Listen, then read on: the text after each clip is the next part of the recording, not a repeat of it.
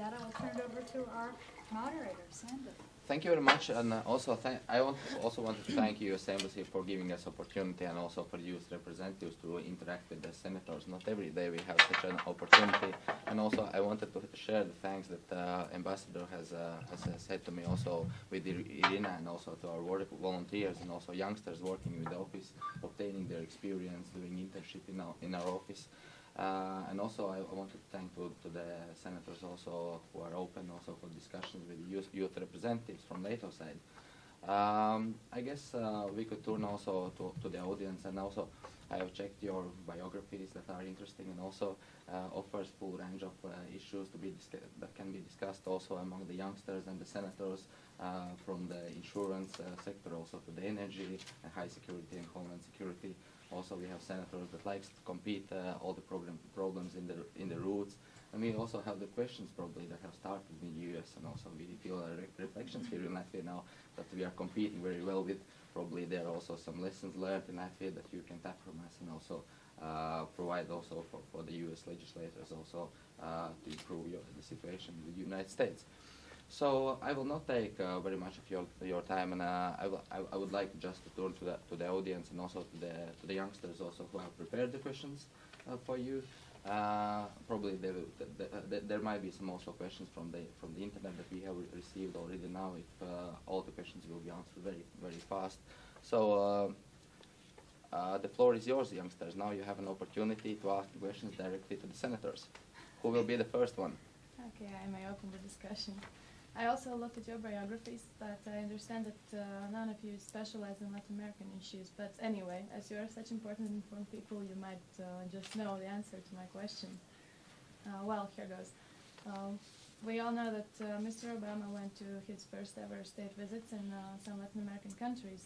And as we know as well, the region has been somewhat neglected because the U.S. have been very busy elsewhere in the world. So my question is this visit of Mr. Obama, is it just mere meet and greet, like sign of politeness, or is it a sign that there will be real cooperation, honestly? Well, why don't I'll let these two speak. Senator Kyle is the second-ranking Republican in the Senate.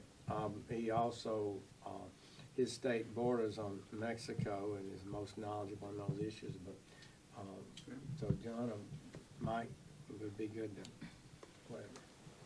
Well, my understanding, first of all, know that the president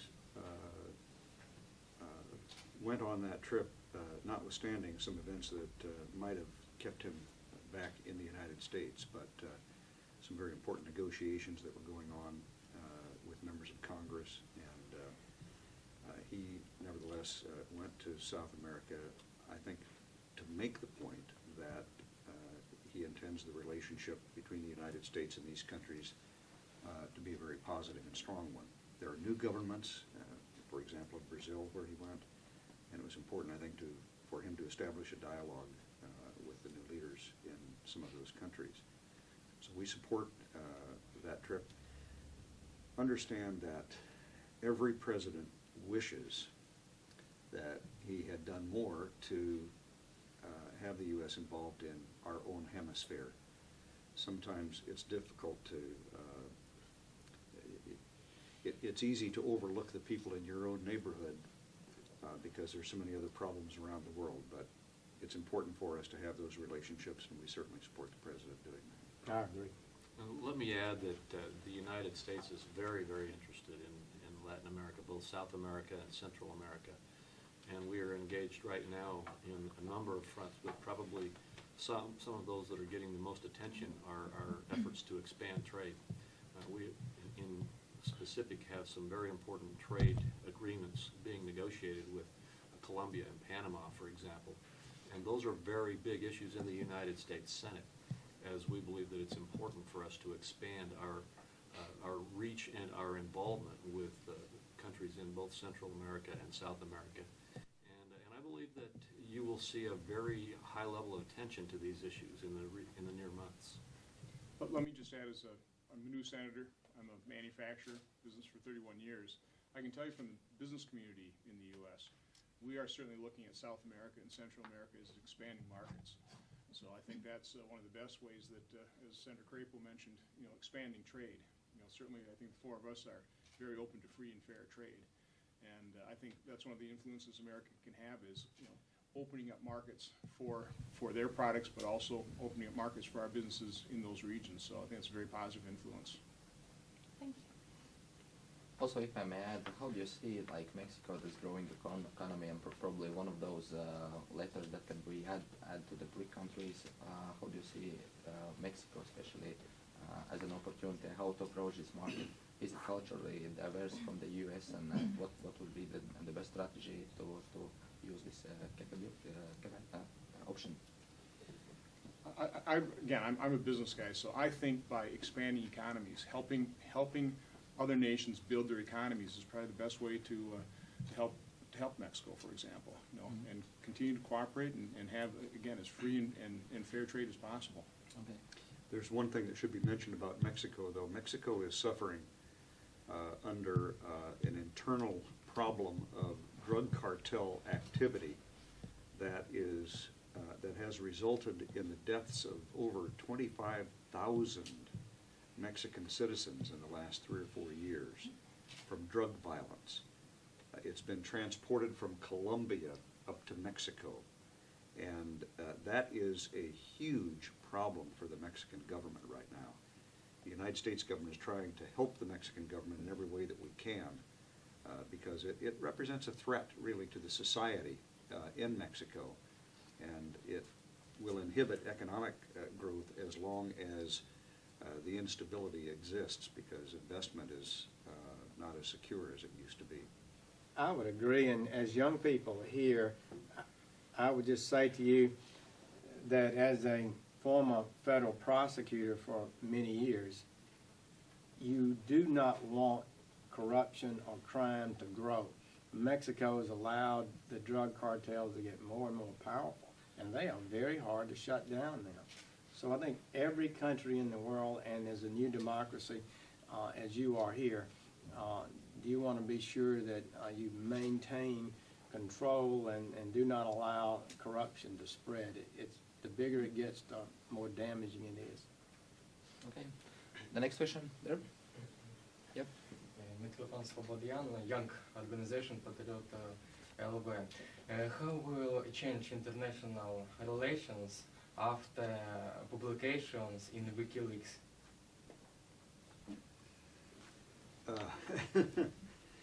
First of all, we really appreciate the fact that all of you speak English, and we can have this conversation in English, and I just wanted to be sure and say that. Thank you, yes. The WikiLeaks have been a problem because diplomats who report from their posts, the ambassador to Latvia needs to be candid in her assessment of the situation in Latvia, for example, when she writes a cable back to Washington and says,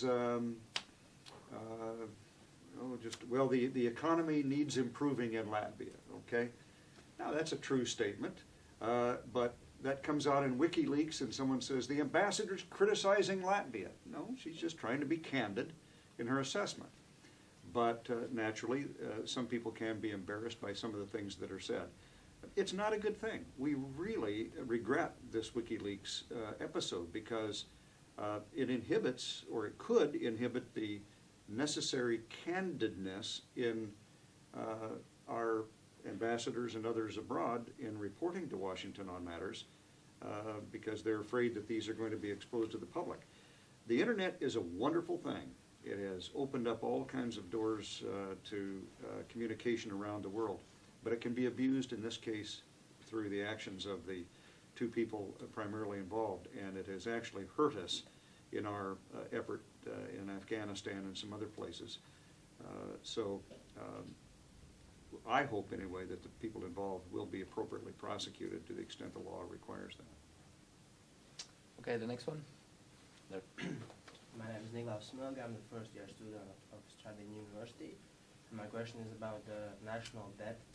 Do you have any policy towards this debt, how to decrease it? So if you look at the recent history, at the year 2010 it was $13 trillion, but the year 2011 is already $14 trillion, so it's increasing fast. Senator Sessions is the ranking Republican on the Budget Committee. He should address that, and Senator Crapo is one of the people on the Finance Committee most actively working on it as well. So both Senator Johnson's on the Budget Committee. And having run a business and successfully, we're glad to have a new senator who knows something about that. We're in a national debate of great seriousness. I think Latvia took the better course, as did a number of countries, in deciding not to try to inflate their economy with a lot of big spending after this debt crisis that hammered the whole world. We had already a number of problems in our spending level, and it was really made much worse by the financial collapse. So we have to change what we're doing. We don't have the money we had before. We're not going to spend as much on anything, but even defense will be squeezed some. Foreign aid will be squeezed some. But we're going to maintain, I think, a strong presence in the world. So I'll be succinct.